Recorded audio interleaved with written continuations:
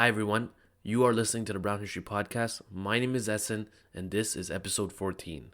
On today's episode, our guest is Audrey Truschke. She is a historian. She got her PhD from Columbia University, and she is the author of a book called Aurangzeb, The Life and Legacy of India's Most Controversial King. The key word here is controversial. That's just a nice way of saying the most hated king in South Asian history, and we're going to talk a lot about that.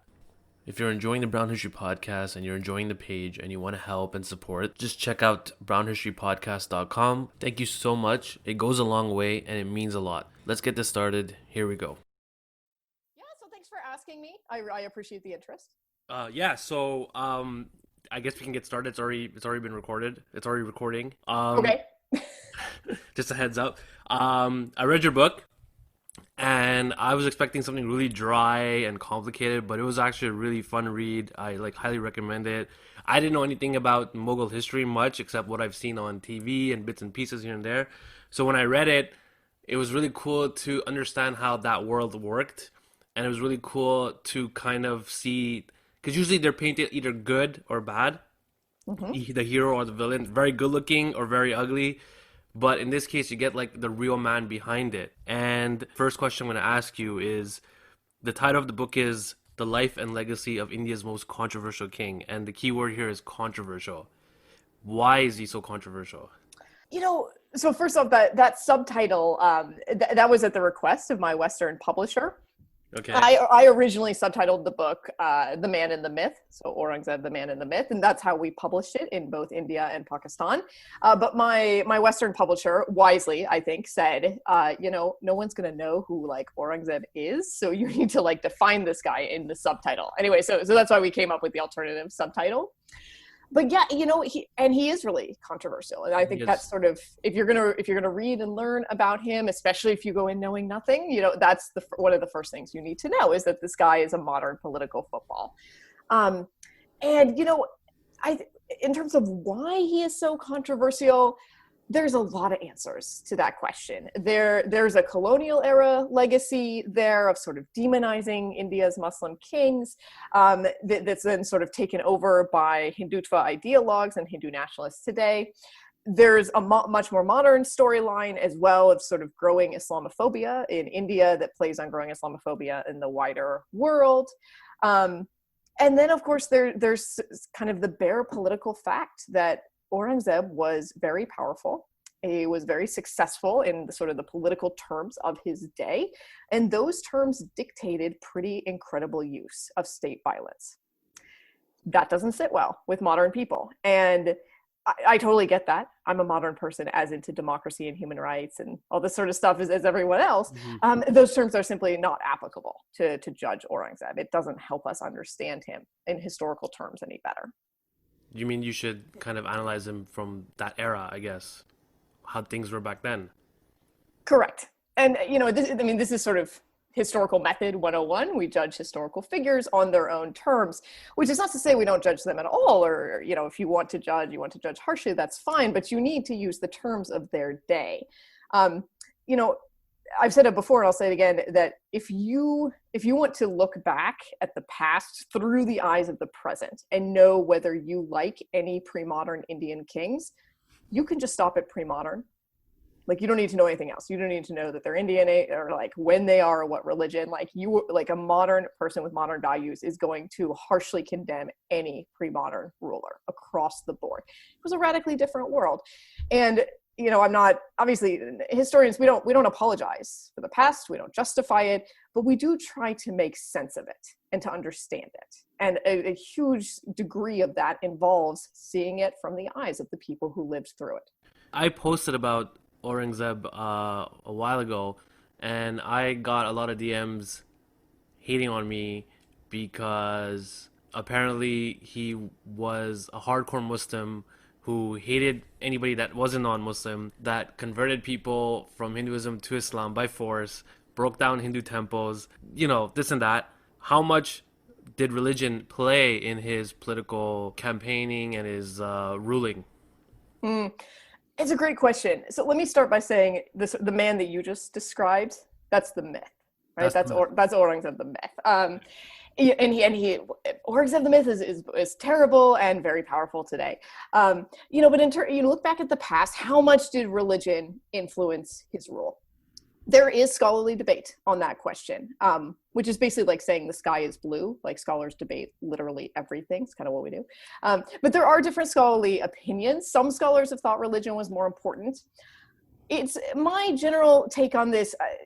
I say a couple of things in the book, and I stand by all of this today. I mean, I think in a sense, Aurangzeb's sort of political experiences influenced his personal religious life more than the other way around. Right? People always assume that his interior religious life made him into some kind of particular ruler. But I actually think that there's some evidence that it worked the other way, right? And that his political experiences seemed to cause him to wrestle with some very serious religious questions. And I have this hedging language, right? Appears to, and that's because you can't get inside the head of a dead guy. I mean, you can't get inside the head of a living person, arguably, but certainly not one that's been dead for over 300 years. So there's some evidence, but obviously hardly conclusive. Another thing that I think is important to recognize is that Aurangzeb was a Muslim. Yeah. But was he a hardcore Orthodox Muslim? Well, that really depends on how you define hardcore and Orthodox. Right? I can tell you that this sort of modern day Wahhabi Islam wouldn't want to touch a guy like Aurangzeb with a 10-foot pole. Like, they would think he's a total heathen. He was a mystic. He was a Sufi through and through. I mean, the guy is still buried at a Chishti shrine. Like, not just a Sufi shrine, but like the most Indian of the Sufis, right? Like the Chishtis. And that was by his own will. He had relations with a range of both Chishti leaders and other Sufi orders throughout his life. His Islam was talismanic. He believed in charms, or at least publicly claimed to believe in sort of the use of charms and things like this.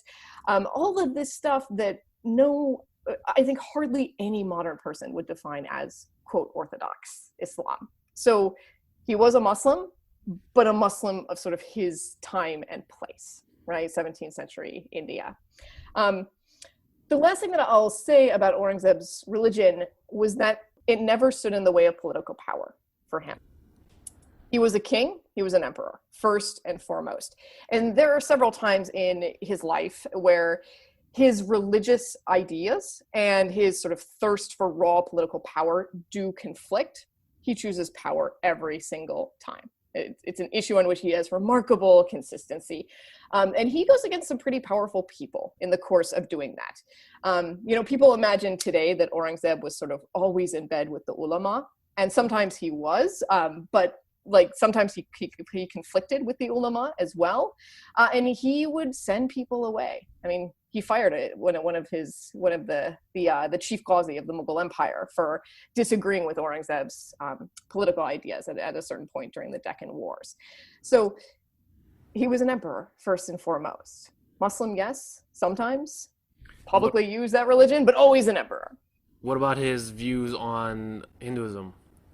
Were they, was he against them, or did it matter or not? Because all the accusations I get, all the comments I get is he destroyed thousands and thousands of temples and he force converted people. So on a pure factual level, Aurangzeb Alamgir did not destroy thousands of temples. Okay. We have evidence for right around a dozen confirmed temple destructions during his reign. Now, that's a low-end number. That's what we can sort of hard confirm, okay? Mm-hmm. So the number can go up but not down. Liberally, let's say it's twice, let's say it's 3 times that number, right? We're talking about well under 50 temple destructions in the course of his reign. So this was fairly limited. It was also very geographically limited as well. It's very clear Aurangzeb followed, 500 years of Indo-Muslim tradition in using temple destructions as a tool of state punishment, right? They were used as a political tool. And I know that's very hard for modern people to accept because for us, religion and places of worship are sacrosanct. Yeah. That's not how it worked in early modernity. Temples were sites of political power as well as sites of religious practice. Okay. And that, it's just a fact about the past, right? It is what it is. In terms of conversion, so that's another sort of hard fact point. Aurangzeb did not lead any massive state conversion program. He wanted to conquer India and Indians. He didn't want to convert them. like all Muslim kings before him in India, and as far as I know, elsewhere, he didn't seem to mind genuine conversions, right? That was true of Akbar too. You know, people convert to Islam, totally fine. You know, welcome, not a problem. But Aurangzeb did actually. There are a couple occasions where he actually opposes conversions that would have gotten people out of state punishments. So again, when it comes to exercising the power of the state versus the sort of, you know, evangelical tendencies of Islamic thought and practice, he chose the state. To get to, you know, your sort of larger question, how did Aurangzeb feel about Hindus? So there's not a lot of evidence that he thought about Hindus as a cohesive community. Okay. Okay, I mean, Hindu was a word at the time. It's a Persian and Arabic origin word. Most Hindu communities did not refer to themselves as such, particularly frequently, if ever, in the 17th century, right? The self-application of that term in a widespread sense came a bit later, 18th, 19th centuries. From the British? Yeah, I mean, I you know, whether it was because of the British, that gets into a whole can of worms. Okay. But I mean, Hindu identity was hardly cohesive in this period, either from, you know, various internal, we would now say anachronistically, Hindu perspectives, or from an outside perspective like Aurangzeb's. Yeah. So for Aurangzeb, it really depended like who you were, and not so much whether you were Hindu or not, but what your relationship to the state was. Okay. So if you're a Rajput and you want to support the Mughal state, Aurangzeb was very favorable towards you, right? Like that's not a problem. You're a Maratha who's been giving him a hard time, and suddenly you want to submit to Mughal state authority. Aurangzeb says, welcome, right? I mean, unless you're, you know, like, you know, Shambhuji or something, and then he beheads you. But, you know, if you're a Rajput or Maratha and you want to fight against the Mughals, yeah, like you better fight and win. Otherwise, you're going to end up dead. You know, Aurangzeb, he was neither, how would I put this? He was neither more harsh, nor was he more lenient or sort of, I don't know, more compassionate towards sort of everyday Hindus, right? You know, so often when we talk about Mughal history, we're always talking about the elites, right? The people at the court, but for like everyday people on the ground, you know, so for example, in the Deccan Wars, Aurangzeb, as well as everyone he fought against, you know, various Indo-Muslim states in the Deccan, as well as, you know, Hindu rulers, we would now say, everyone used scorched earth as a tactic, right? So you burn all the fields around so that no one has grain to eat. This had effects, obviously, on your opponent's armies. It also had widespread effects throughout society, right? A lot of people starved to death. Aurangzeb did not scorch the earth more when there were more Hindus around, nor did he scorch it less, right? You know, he was sort of equal in his approach. And I think really, in terms of understanding most actions undertaken by Aurangzeb Alamgir, it's not super helpful to think in terms of religion, because he didn't. He didn't say, I'm going to treat Hindus this way and Muslims this way. He said, I'm going to treat people around, 50 kilometers around Bijapur this way, because Bijapur is giving me a hard time, right? I'm going to treat people loyal to me this way because they're good, and people disloyal to me, I'm going to treat this way because they are bad. You know, what else do I want to say in this? There are exceptions. So good exception. All right. Exception is the jizya tax. Right? That's a favorite one. The what attacks? The jizya. Okay. And obviously jizya tax is repetitive, but anyways, that's how we do it in English. But okay, so for the jizya, so Aurangzeb he brings back the jizya, which Mughal kings had in abatement for about 100 years. Akbar had rescinded the jizya. The jizya is what we call a discriminatory tax, right? It taxes people of some religions and not people of others. Now, the jizya as exercised in Aurangzeb's India was not sort of all Hindus paid and no Muslims paid. There were exceptions. Some Brahmin communities didn't have to pay, Rajputs didn't have to pay, so on and so forth. But overwhelmingly, it was, of course, still a discriminatory tax. And so the question is, why? Why do it? Yeah. When Aurangzeb brought back the jizya in 1679, he faced huge opposition. Like the Rajputs were upset. Presumably the Marathas were also upset. Our information on that is a little bit less clear. We have this one harshly worded letter. We don't know exactly who wrote it. Many people within his own family, his own sister Jahanara was upset about the jizya tax. And so just to get better context, it's a tax that he put on everybody, pretty much, except for certain people. And people it's a tax that was overwhelmingly on Hindus and not on Muslims. Okay. All right. Muslims do not pay the jizya. Okay, so it's a tax. It's a non-Muslim tax, basically, Exactly. which And is there were exceptions. There were some non-Muslim groups who didn't have to pay, which is but the elite overwhelmingly caste. you had to pay. Sorry? Which is the elite caste didn't have to pay. More or less. Okay. That's a fair characterization. But overwhelmingly, people we would now describe as Hindu had to pay this tax. Okay. Right? So it's an openly discriminatory tax, and it's described as such in scholarly literature. And so why do it? It was unpopular. Not only unpopular among the people. I mean, the guy's an emperor. He's not elected. Like, what does he really care what the people think? But his own elites around him didn't want him to do it. So why do it? Why? Many scholars think it was anti-Hindu sentiment. That's a theory that's been aired for a long time, and I didn't find evidence of it. And I looked far and wide. And, honestly, I'm still a little puzzled on the jizya. And there are several points in my Aurangzeb book where I signal that I'm not entirely certain, right? And that's by the way one of the marks of a good historian. Anyone who tells you they have it all figured out, you should never listen to. Okay. Right.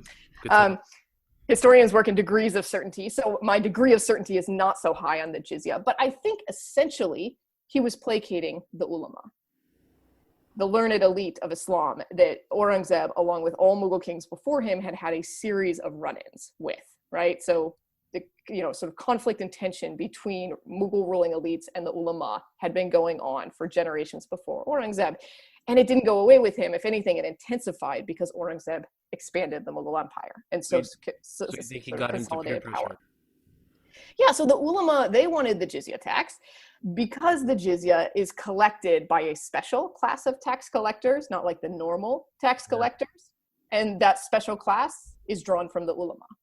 Right, so this is a way to employ them. Mm-hmm.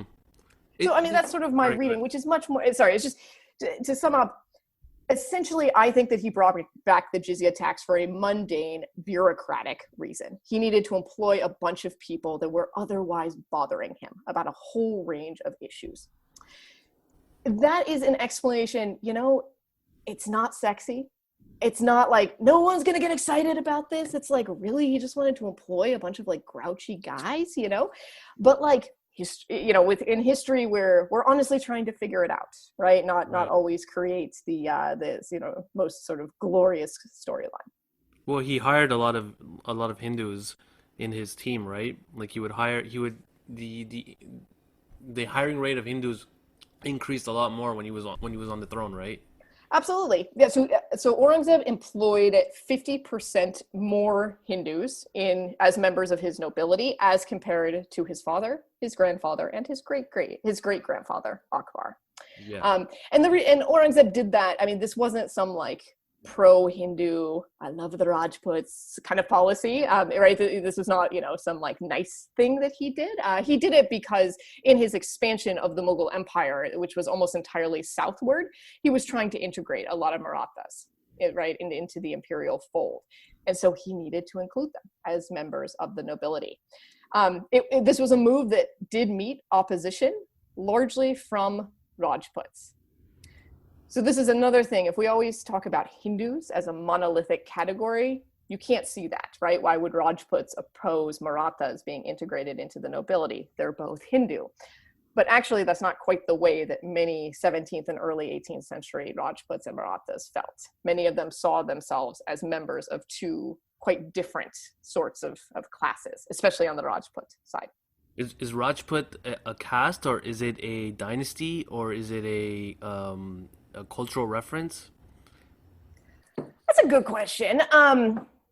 So, I mean, the Rajputs, I think that honestly depends sort of when and who and why you're asking. As I use Rajputs, it is both a sort of caste class sort of category, but specifically of a sort of a certain kind of political rulers in and around Rajasthan. Okay. That goes with Marathi for their own region, and different dynasties have their own different things. And religion doesn't really play a big role when kind of identifying these groups. Right. I don't know if I go so far as to say religion doesn't play a big role, but not necessarily the key role. So, many Marathas, at least some Maratha lineages, they wanted to claim Rajput status because I mean, that was like an illustrious thing if you were a Rajput. Many of the Rajputs did not feel that that was a legitimate claim on the part of Marathas. So Okay. that was a subject of contention. Um, I found that guy. I found Aurangzeb to have kind of a Muslim guilt going on in his life throughout, and I guess he was just fighting it. Is that correct to say? You're thinking of kind of like the poetry at the end of his life where he's like, I'm failed, I'm Yes. going to hell, that sort of stuff. Yeah. Yeah. So I've had a lot of debates on this. Part of it is that's kind of how you were supposed to talk as like an elite learned Muslim writing in Persian at this period. Like you're supposed to express that kind of guilt at the end of your life. Oh. Um, so some of it is convention, but I don't know. I think that there's something more. I think he sort of goes a little further than he had to. You know, Again, I can't get inside his head. I don't know what was on his heart at the end of his life, but he does seem to have wrestled with this, Mm. this idea of failure in his later years, sort of according to religious ideas. One sort of interesting thing for me that comes up a bit earlier in his life is that he becomes a hafiz. He memorizes the Quran. And he does that after he ascends the throne. And that's what's interesting to me, right? Because after he became the Mughal emperor, time was a little precious. He had like kind of a busy agenda, like to memorize the entire Quran at that point. I feel there had to be some catalyst for that, right? So there had to be something driving him sort of in his personal religious life. Otherwise, why do it? That was not expected of a Mughal king. So. One surprising thing when I was reading the book of the way the Mughal kingdom worked was that the oldest son doesn't get to be king. It's fought between all the brothers. I thought that was, something really, really crazy and intense. And can you elaborate on that? Because I never knew that before. Sure. So I think, in modern times, because of the practices of many European Yes. monarchies, we're so used to primogeniture, right? Primogeniture is a fancy word. It just means the oldest son ascends the throne. Game of Thrones. Right, exactly. But that's not how it worked in the Mughal Empire. And the Mughals were taking from Mongol and Timurid customs, right? They're sort of dual heritages on this. So the Mughals don't come up with this idea that all male sons have an equal claim to the throne. They do narrow it a bit, right? Very early on, there is an idea that not only do all sons have a claim, but all male family members, like cousins, nephews, like everyone has a claim. So that gets real messy. So, by Akbar's generation, they narrowed it to sons, but not further than that. At an earlier point in time, scholars, especially in the British colonial period, they presented this as a negative aspect of the Mughals, right? They're Hmm. bloodthirsty. It was a bloodbath every time. They're uncivilized, Yeah. right? In comparison, of course, to European monarchical Uh-huh. practices. Since then, I think scholars have sort of come round to a view argued most sort of forcefully and eloquently by Munis Faruqi, who's a historian at Berkeley in the United States. And he's argued that Mughal princely sort of succession struggles were actually good. They were good for the Mughal state. They incentivized princes to sort of go out and make friends with new groups in the Mughal Empire and then sort of integrate them into the Mughal state. I think a key thing to know here is that, the Mughal succession struggles themselves, especially with Aurangzeb's succession struggle, they could get very bloody, right? So a lot of people die, big, glorious battles. Right. At the end, when one guy is left standing, okay, he does not, generally speaking, punish most of his brother's supporters, right? He'll kill his brothers, but their supporters all get integrated into the sort of imperial fold, right? They all get integrated into the Mughal Empire. And I think that is sort of one way that these succession struggles serve to enliven the Mughal state, right? Everyone mobilizes, you fight for your man, but then at the end of the day, you do swear allegiance to the new king, and suddenly you have a lot more soldiers and loyalty, right?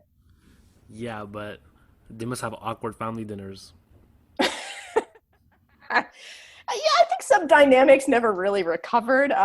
Especially, I mean, Aurangzeb, he overthrew his father somewhat unintentionally. He thought Yeah, his father would which was die. against the law at the time, It right? was. It was against Sharia, which Aurangzeb never really made his peace with that, as far as I can tell, right? I mean, his first major act as king was entirely un-Islamic by his definition and everyone else's at the time. But, I don't imagine that he and Shah Jahan had a lot of, like, heart-to-heart conversations in the 7.5 more years that Shah Jahan lived. True. Um, so, from my understanding, every Mughal king kind of brings or kind of supports a certain, I don't know what to say, thing, disciple, painting, poetry. In his case, in Aurangzeb's case, he brought a book or something on justice. Yeah, the Fatavoye Alamgiri. Yeah, so Mughal kings before him had patronized a whole bunch of different stuff. And Aurangzeb did patronize a bunch of different stuff, but and I'm getting to the Fatavoye, but one thing that Aurangzeb did not patronize were sort of Persian texts that dealt with Hindu thought. All right, so no more. He didn't directly sponsor further translations of Sanskrit texts or explorations of Upanishadic philosophy or any of this other stuff that Mughal kings have been doing for a long time before him. And I think that is because of Dara Shikoh, right? His brother. His brother? Okay, yeah. Right, the That's how you eldest, pronounce it. the eldest son, who was Shah Jahan's favorite by a Yeah. long shot. Like Shah Dara. Jahan very much played favorites. Shah Jahan wanted Dara to sit on the throne, and he came relatively close. I mean, luckily, I guess for Aurangzeb, Dara Shikoh could not manage a battlefield to save his life, literally at the end of the day. So, but because Dara had been so heavily into Hindu stuff. He had sponsored and been personally involved with all of these projects that looked at the Upanishads, the Vedas, other sorts of Hindu texts, and wrote some of these were translations of these texts into Persian. Sometimes people wrote about the text in Persian, but this was a sort of defining feature of Dara Shikoh's princeship, right? So when Aurangzeb beats him, when he beats the favorite son and ascends the Mughal throne, despite everything Shah Jahan had done to favor Dara's chances, I think that one early thing that Aurangzeb had to do was he had to distinguish himself from his brother, right? Aurangzeb was very much a Mughal king. He does not break with most major aspects of Mughal kingship, but I think that sort of not being super into Hindu stuff on a sort of literary patronage level, that was something that he could break. And so he does. He cuts off sort of all direct patronage links between the central Mughal court and any sort of Sanskrit intellectuals wandering around. So then you fast forward, 10, 15 years, and Aurangzeb is sort of ready, he's kind of established in his kingship, dealt with a whole bunch of, skirmishes and various stuff. There's a lot of challenges to authority when you're a new king. Shah Jahan's finally dead, so Aurangzeb's like the legitimate king, according to Sharia. And he's ready to sort of, sponsor some kind of major intellectual project, right? And what's it going to be? It's not going to be the Hindu stuff. It's not going to be a historical work. So many people hate Aurangzeb because they think he hated Hindus, but Aurangzeb's biggest sin, according to me, was that he fired his court historian after 10 years. I'm still mad. I'm still mad about it. Anyway, so the guy wasn't into history. So sad. But I really wish we had court histories for the last 40 years. Anyways, so that's not going to be a history book, which was another major thing that Mughal kings had sponsored and sort of been into.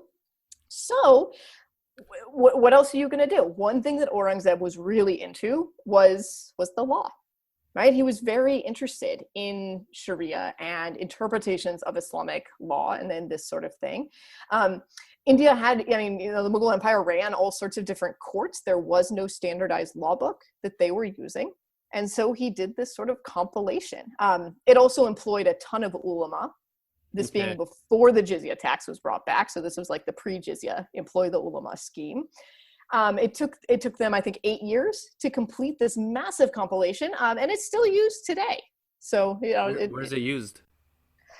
As far as that's a really good question. I couldn't articulate that. I always say it's used, and I always cite it. Was it a good book? Like, was it just the laws, or was it very crazy or extreme?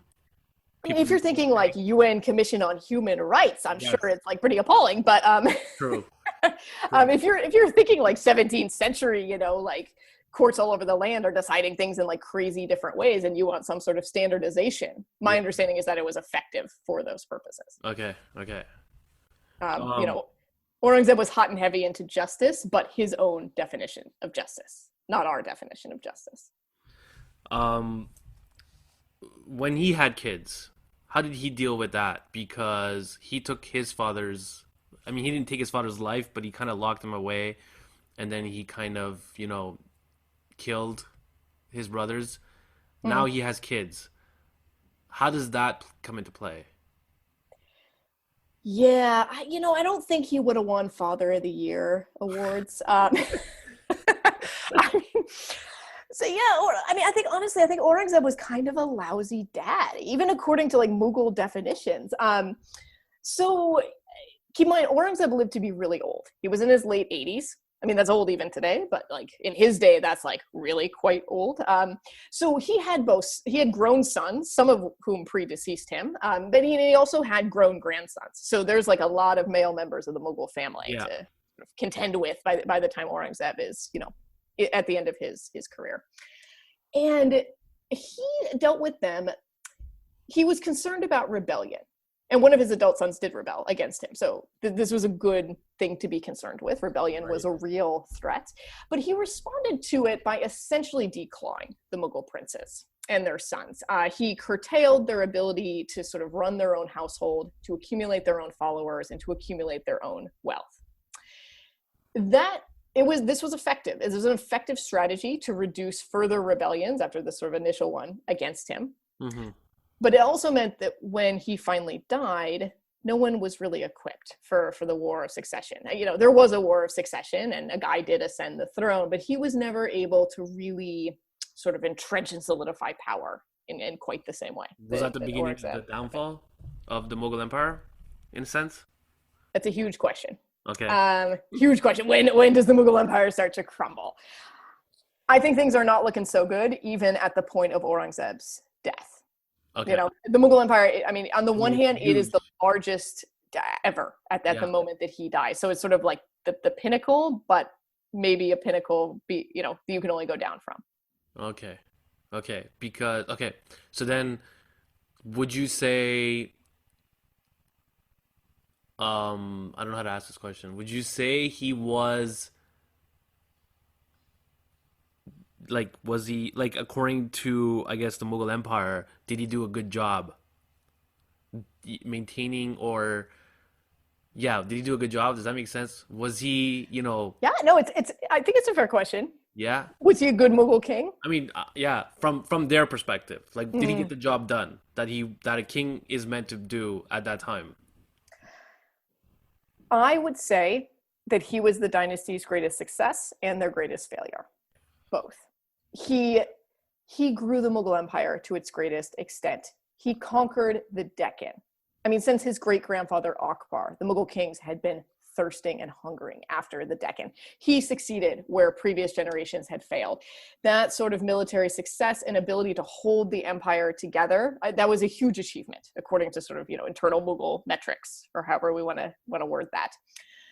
But I think that especially sort of stripping power away from the next generations, I think that was a very bad move. Hmm. There's also the question of sort of what the heck was he doing for the last 20 years, right? So Aurangzeb leaves Delhi in the 1670s, the late 1670s, and he goes south to the Deccan. And at first, everything's great. I think it was pretty terrible to live through, but it was great from his perspective. He conquers Bijapur, he conquers Golconda, and then after that, he starts sort of knocking down various Maratha-held forts. He's sort of kicking ass and taking names. Like everything's great from Mughal warfare perspective. And then he kind of loses steam. His troops have been down there for over a decade. A lot of them thought of southern India as an entirely foreign place. They want to go home. They want to go back to northern India. And Aurangzeb, for the last 20 years of his life, he basically just sort of wanders around the Deccan and southern India aimlessly. He does sieges. He does one siege that lasts 7 years. which is a sign of a massive failure. Like a true siege cannot last 7 years. Everyone would be dead long before that. So the siege was just ineffective. The siege lines obviously were breached repeatedly. He takes forts, and it will expend sort of extensive Mughal imperial resources taking a particular fort over many months, and then he walks away and the fort falls back into enemy hands within weeks. Right? Like, this is not a successful military strategy. And he dies doing this, and he dies an old man wandering around in his camps in the Deccan. He never goes back home to northern India. He never sort of sort of solidifies Mughal stature back up in the north. And I think everyone thinks that was a huge tactical error. And I think it remains one of the great unanswered mysteries about him, and maybe always will be, is how did someone who won the War of Succession by demonstrating such military acumen, such great battle skills, how did he fall down to, sort of wandering toothlessly as this old ineffective emperor around the Deccan? Wow. I Googled you up, and you get a lot of, there are a lot of people, there are some people out there who don't like you talking about this person. I guess that's, yeah, there are many people who would prefer that I never speak. Yeah, I mean, I saw a guy get up on the audience and yell at you and say, "Who are you to, question and talk about these things?" So I guess that's where the controversial part comes in this whole book for you personally.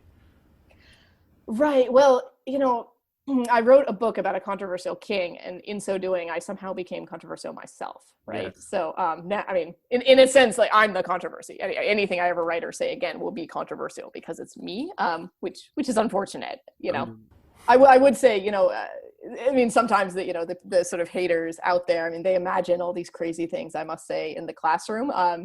And I honestly, they would be so disappointed. My classes are like any other history class. Like, my biggest struggle is keeping my students awake, especially on Zoom. That's like a lot of effort goes into like trying to just keep everyone engaged. It's really, I mean, I think it's exciting because I think all of Indian history is exciting, but I think my students, some are into it, but I think some are, maybe have a different take. You have a book that just came out, a new book. I do. The Language of History, Sanskrit Narratives of Indo-Muslim Rule. So it came out, I think, last week, on Insurrection Day, January 6th in the United States. Not planned, obviously. And it'll come out, I think, next week in India. What's it about? So basically, it's sort of arguing for a new archive. When we talk about the Mughals or any other Indo-Muslim kings, we're usually reading Persian sources, right? Persian was their language of rule. We're reading their histories, their farmans, their imperial orders, all of this. I look at a different archive. I look at Sanskrit texts, Sanskrit histories that discuss different Indo-Muslim rulers. And I sort of ask a couple of questions. I want to know, I'm in part a Sanskritist, so I care about Sanskrit intellectual history, and I want to know what written history looked like in Sanskrit. Didn't look like Western history, so what did it look like?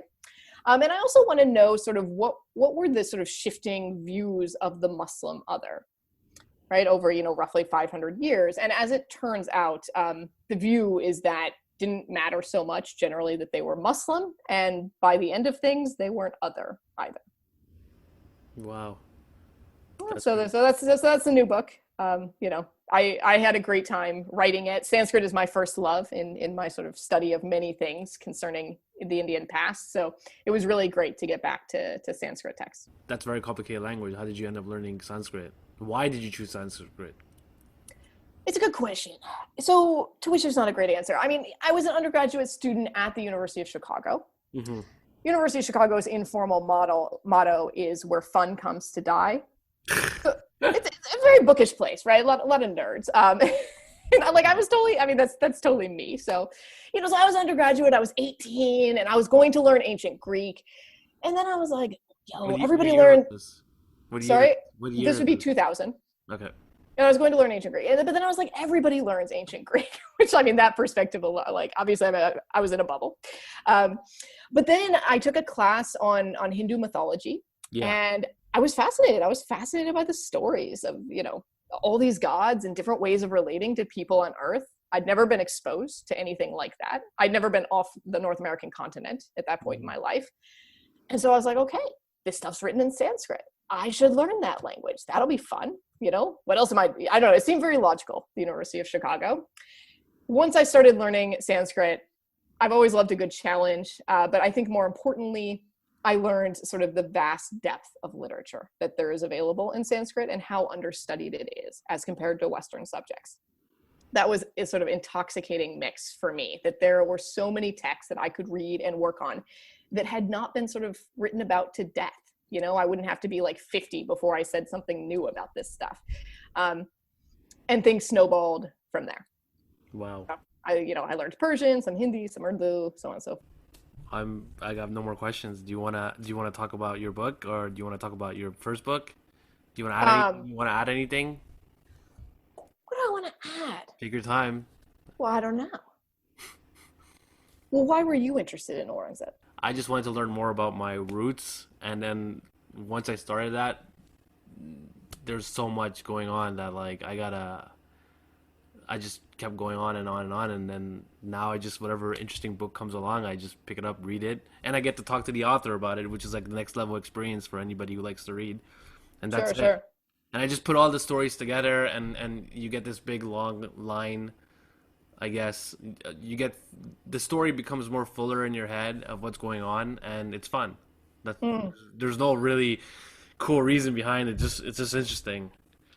So I don't know, it's just fun to unravel. It's like a box that you open, and you're like, oh, so this is what's inside, Mm. Mm. and that's it. Yeah, that's very interesting. One thing that makes me think of is sort of the disparate experiences that I've had talking about Aurangzeb in India versus in Pakistan. Um, Okay. Obviously, I've had very radically different experiences. In India, I have many audience members are very engaged. They're very interested. Um, Not a ton of people have a lot of historical knowledge, I have found. Obviously, if I speak at Aligarh Muslim University, they all know, more than I know, but Yeah. in sort of a more public venue, not huge depth of historical knowledge. And then, of course, in India, I mean, you saw some of the reactions, the people Yeah. who scream at me on stage and that sort of stuff. Whereas every time I've discussed Aurangzeb in Pakistan, in Lahore, I get people, who come who are, they're just like everyday people with jobs and, whatever, not academics. Right. And they know things that I didn't write about, right? Like they're working with sources, in other words, that are not just my book, right? They tend to come to my talks sort of having a wider array of information sort of in their minds, which is really cool. It makes Or for is a better conversation. How is he seen in Pakistan? This better, I guess, or is he seen as a someone who hates Hindus also? Well, so I would say that in Pakistan there's sort of two mythical Aurangzebs. Okay. There is the Hindu hating fanatic sort of guy, and that does come up, in various sort of modern literature and things like this. Um, but there's also this idea of sort of Aurangzeb, the one true Muslim Indian emperor, right? Because I mean, you know, Akbar was like way too into the Hindus, and then Jahangir was like a drunk and an opium addict, right? Like there's all these guys that are like not good, quote good. Right. Islamically speaking. Exactly. And then Aurangzeb comes along, and oh my gosh, he actually knows the Quran, and he like actually prays. Like, I don't know if he prayed 5 times a day. I mean, he's busy, but he like prays, and he doesn't drink, so he does these sort of outwardly Islamic things. Yeah. So you do end up with this sort of modern myth, most prominent in Pakistan, that he was the one truly pious Mughal king, right? And this gets wrapped into sort of Pakistani nationalism, right? Thus, he's sort of this guy we want to sort of look back on and revere. I puncture that myth as much as I puncture the sort of Aurangzeb the fanatic myth in my scholarship. Yeah. Um, I will say, I have had Pakistanis disagree with me on this point, but never with the degree of hate and vehemence that I've gotten from Hindu nationalists in India. So Okay. That sucks for you. I'm sorry to hear that. that's all right. It is what it is. It is what it is. I mean, controversy helps, market the book. I've learned, so that's a good thing. That's a plus, I guess. That's true. I've probably sold more copies of the book. I think that the death threats and concerns of my safety have not been worth it, but Oh, I did not know that. Sorry about that. that's all right. You get death threats, Not your really? fault. Yeah, I mean, not like every single day, and there have been waves of them, but yeah, I mean, there are police reports, I've had to have armed security in Oh, multiple no countries when I way. I'm speak. I so mean, sorry to hear that. yeah, I Death think it's very threats, unfortunate. really? That's serious? Because you're not really saying anything in this book that's like crazy. You're just saying Yeah, you're not saying anything that's like, I would say, blasphemy in any way. So I don't see why you would get death threats on just, yeah, I don't know. That's weird. So I mean, in terms of explaining why, so I mean, it's from Hindu nationalists, right? Like that's the sort of source. I get vehement opposition from a few different groups. So as far as I know, the death threats have all come from Hindutva ideologues. And there are many problems with Hindutva ideology. It's hateful, it's fascist, both in its Yeah. origins and in its current incarnation. It's also built on a house of cards regarding the past, right? Hindutva mythology about the past is extensive and it is sort of foundational to Hindutva thought, but it's also complete bullshit. And anyone can call it bullshit, but not anyone can come along with extensive linguistic knowledge and a PhD and training and a lot of peer-reviewed scholarship and sort of calmly point out how they're wrong. And I do that, which makes me a huge threat. So I would go so far as to say the identification of historians like me who will not bow to political pressure, but rather will continue our scholarly work no matter what. We are a very serious threat to the Hindu right. I think that there's no doubt about that. I think they should still decline, sort of slow down on the death threat stuff. But That's the more reason to read this book for everybody listening. You know, wow. Thank you so much. This was yeah, great. thanks for having me on. I really No, appreciate no, it. I'm excited for your next book. The second it comes out on Canada, I'll check it out. Fantastic. Awesome. Thank you so much. Thank you. Bye now. Bye bye.